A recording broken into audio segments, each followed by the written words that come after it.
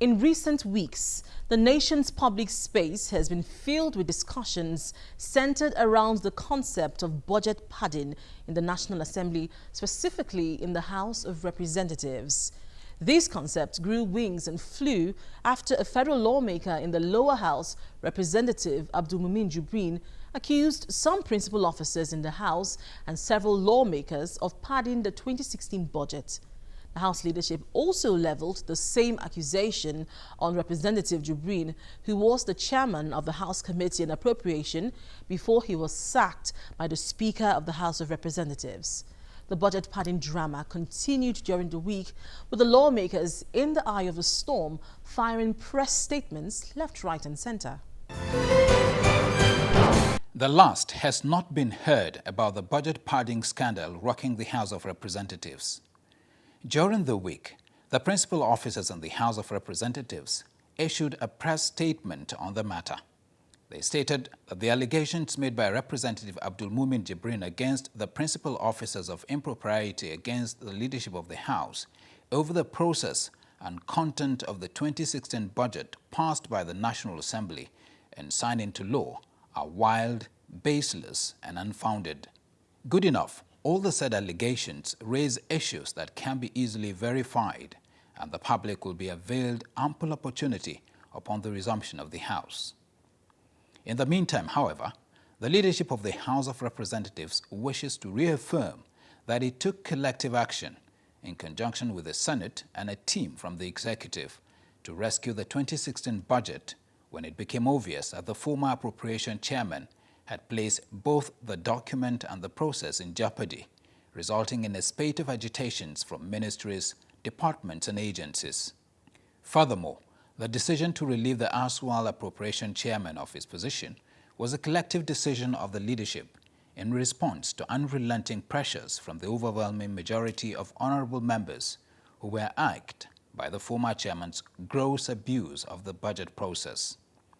Both actions were taken in the best interest of the institution and the nation, for which we take full responsibility.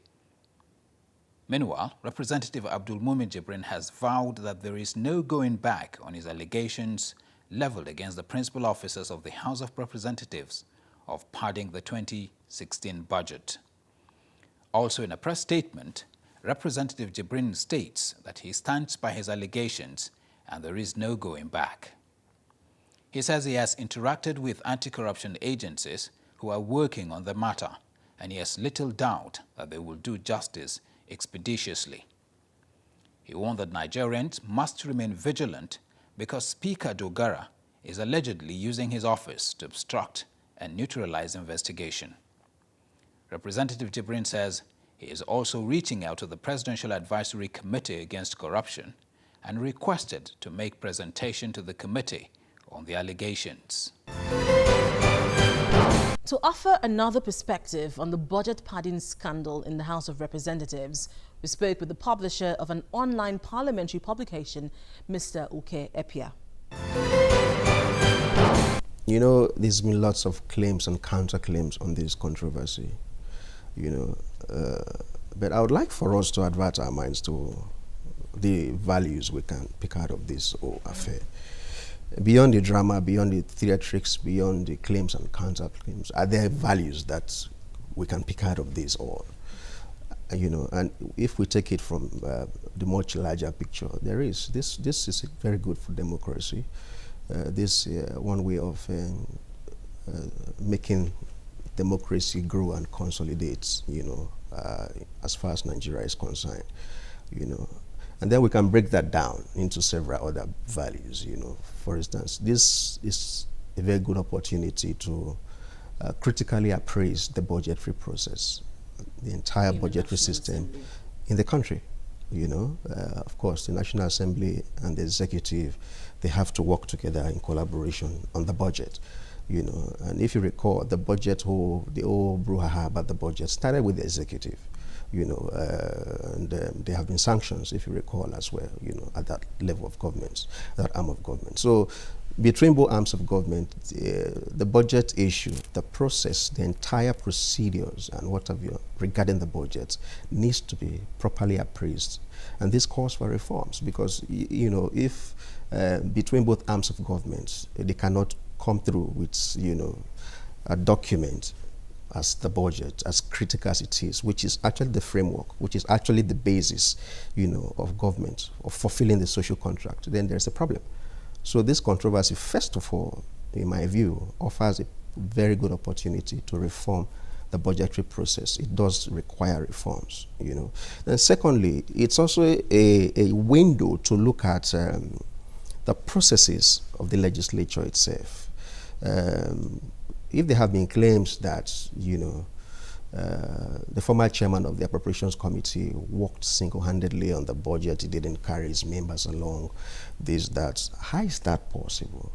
What led to that kind of situation? Especially, I guess, the background where you have a legislative agenda of the House of Reps, you know, promulgated by the current leadership. And I recall very well that, you know, reforming the committee process, committee functions and how it works is one of the key items of the legislative agenda of the current House of Reps. So how come we still had a scenario, you know, where legislative task as important as the budget was said to have been, you know, within the purview of just an individual, you know, a few.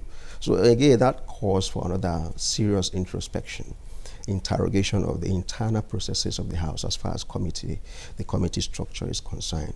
We're seeing a situation where these claims of corruption and budget padding, these claims are not coming from outside the National Assembly. They are coming from within the National Assembly.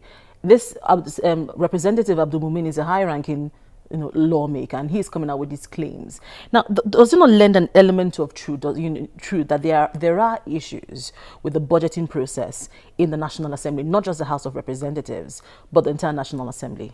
Clearly, there are issues.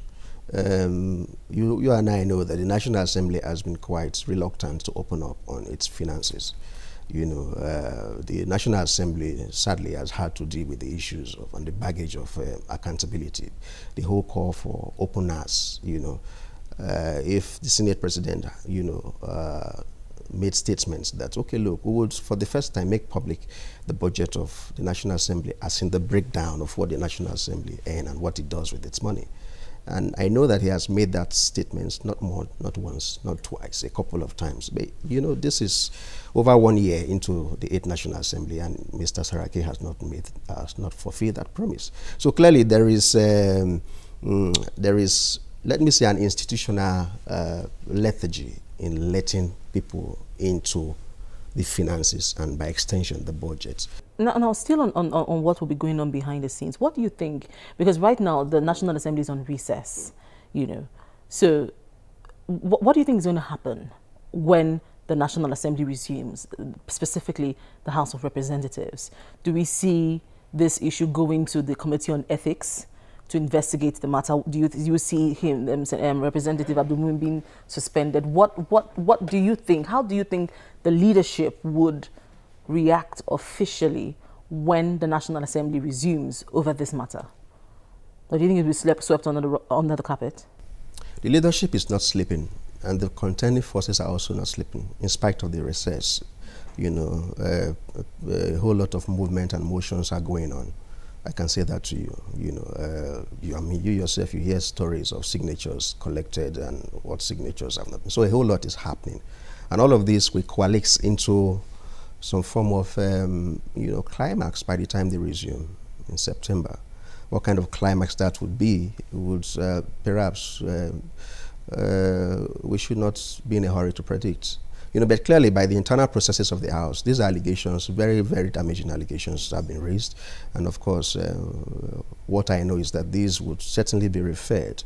You know, they will be brought up officially, you know, on the floor of the House and be officially referred, you know, to the Committee on Ethics and Privileges to look at them and report back to the House. So clearly, there's no doubt about that. You know, there would be some, whether someone will be suspended or not, you know, it is not an automatic thing. You know, there is what you call due process and fair hearing. You know, The allegations are grave.